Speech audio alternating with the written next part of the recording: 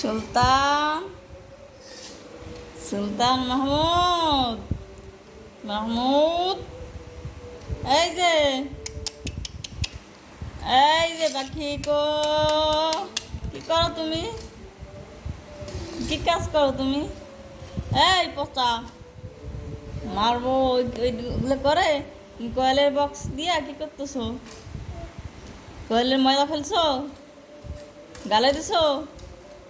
এই যে এই তাকাও।